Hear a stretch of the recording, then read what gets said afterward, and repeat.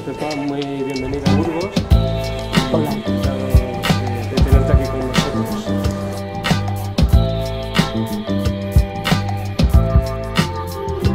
Sí, aunque lo de izquierdas es muy matizable en estos momentos porque hay que ir a los contenidos y no a las palabras, ¿no? Pero vamos, tradicionalmente me defino como una mujer de izquierdas, aunque en este momento creo que hay que repensar la izquierda y repracticarla de otra manera. Me sitúo más bien por los cambios en este momento.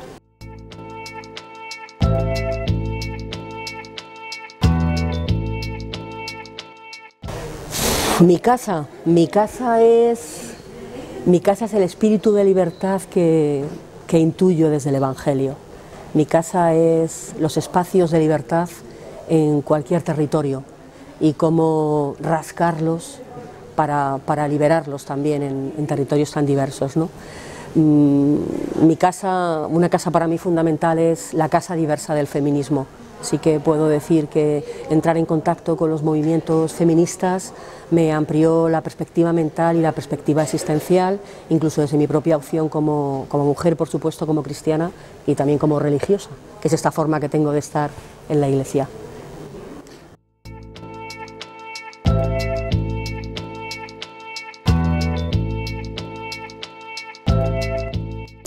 Es entendible porque, bueno, yo pertenezco a una generación en donde el cambio social, la transición política, fue apostada también por muchos cristianos y cristianas. Yo soy de esa generación, que somos hijos de la transición y la democracia, y ahí nos vivimos acompañados por una iglesia con mucha utopía y mucho proyecto. Utopías y proyectos que luego, desde la perspectiva institucional, se vieron truncados por otros aires de iglesia, ¿no?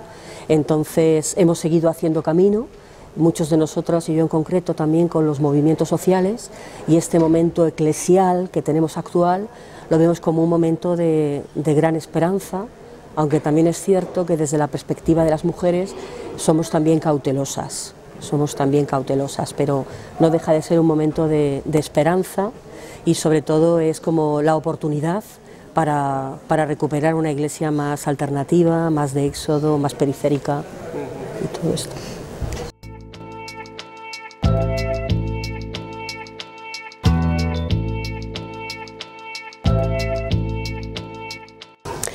No es tanto la Biblia como la perspectiva con que leemos, comprendemos e interpretamos la Biblia, ¿no?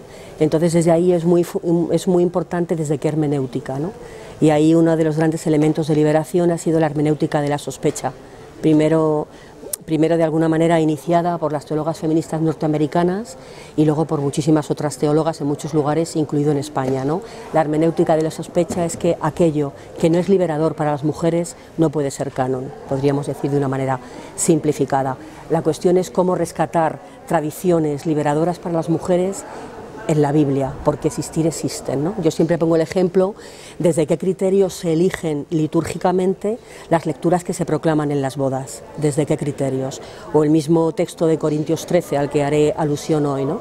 Cuando las mujeres y los hombres oímos el amor todo lo aguanta y no al amor se le hace intolerable la injusticia, por poner un ejemplo concreto, cómo legitimar desde ahí, como muchas veces se ha hecho, incluso el aguante por amor en matrimonios que no funcionan o incluso desde la propia violencia de género, ¿no? La cuestión es la hermenéutica, la interpretación, la mirada crítica, la lectura crítica.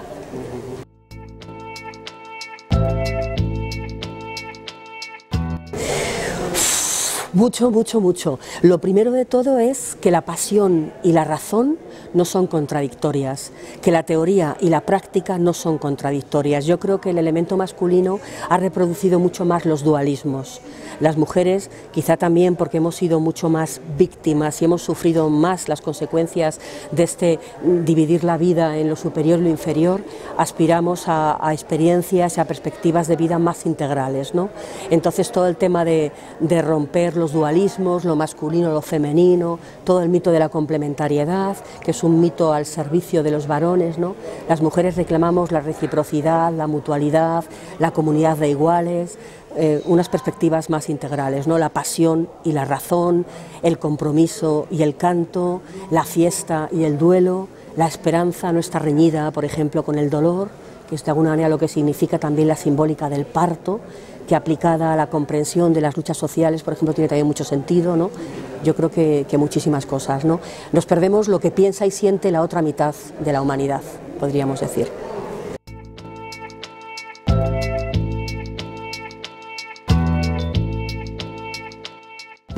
O sea, yo creo que lo primero de todo es reconocernos unos a otros como sujeto de palabra, ¿no? Como sujeto de palabra, como sujeto de discurso, como sujeto de praxis, ¿no?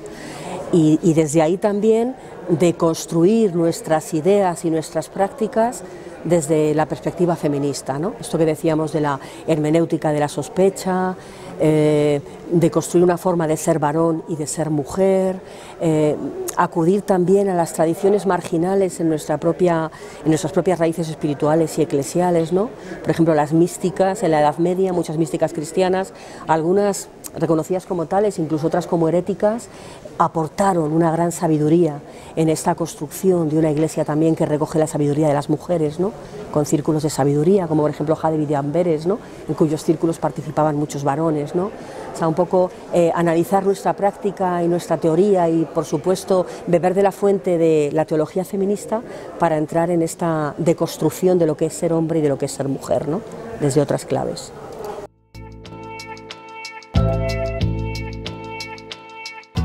Por supuesto que sí, por supuesto que sí. Yo creo que cuando, por ejemplo, el Papa Francisco ha dicho que no existe todavía una teología elaborada de la mujer y lo femenino, muchísimas teólogas y sobre todo los grandes colectivos de teólogas, tanto la Asociación de Teólogas de España como la Asociación Europea de Teólogas Feministas, hemos reflexionado entre nosotras que el Papa no conoce, que tenemos que darle a conocer, porque sí que existe una teología profundamente feminista desde hace muchos años en el mundo. Por supuesto en Alemania, por supuesto en Estados Unidos, por supuesto en Latinoamérica y por supuesto en España, que podemos hablar ya de 3 generaciones desde una teología desde la perspectiva de género. Lo que pasa que es mucho más cómodo seguir hablando de lo femenino que del feminismo. Y ahí es donde tenemos el gran reto, ¿no?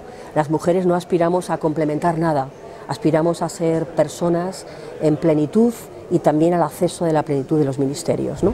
Dentro de una iglesia más desclericalizada, por supuesto.